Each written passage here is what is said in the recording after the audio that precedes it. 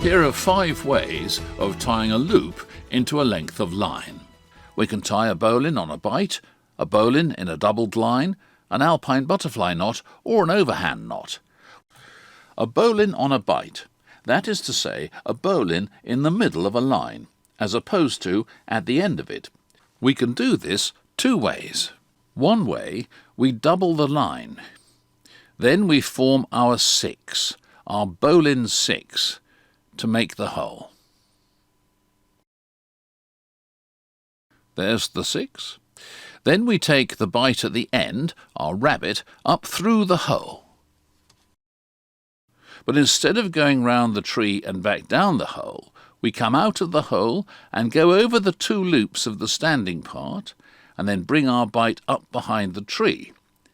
Now, pulling on the 2 loops, we tighten, and there you have a bowline on a bight in a doubled line. We place the 2 loops over our cleat on board and take one of the 2 ends to the cleat on shore, round this and back to the cleat on the boat and oxo. This is our slipped line. The other end we'll stow safely in the cockpit. This is the spare line that we don't need right now.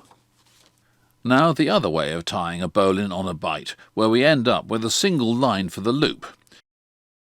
We make a loop in the line where we want to shorten it to, and then take 1 turn around the loop, which we'll keep loose, and another turn, which we will bring a little tighter. Then we take the first turn over the second turn and bring him through the loop. Now, if we pull on him and tighten on the standing part, we then form our bowline on a bight. And that's what it looks like on the other side. Nice. We could also make a bowline in a doubled line. Here we will double the line and make our 6. Although if I made the 6 a bit further up the line, yes, that's better, I'll have more room. There's our hole. Now we take our rabbit and we'll take him through the hole, exactly as we would if we were doing a standard bowline, through the hole, round the back of the tree,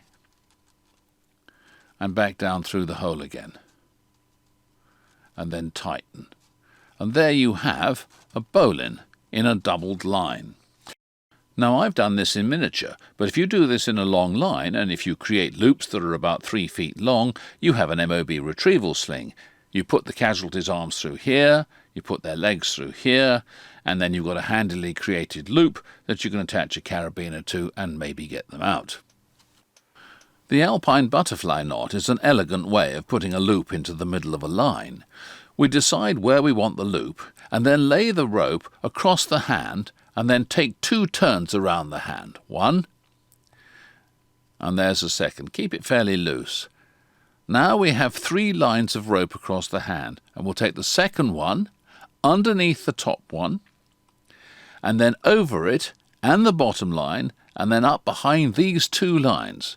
So underneath the bottom and behind them and up. Now we'll slip the knot off the hand and pull on the 2 standing ends and tighten the knot. And that's the start of the Alpine butterfly knot. When we pull on the 2 standing parts, it will then form its proper shape. And that is an Alpine butterfly knot. From that side, also we look at it from that side.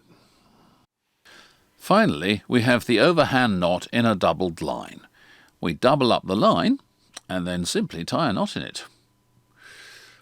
Take that round there, bring him through, and that now forms our loop that goes over the cleat. That's it. Purists will have a fit, I'm sure, but it seems to work fine.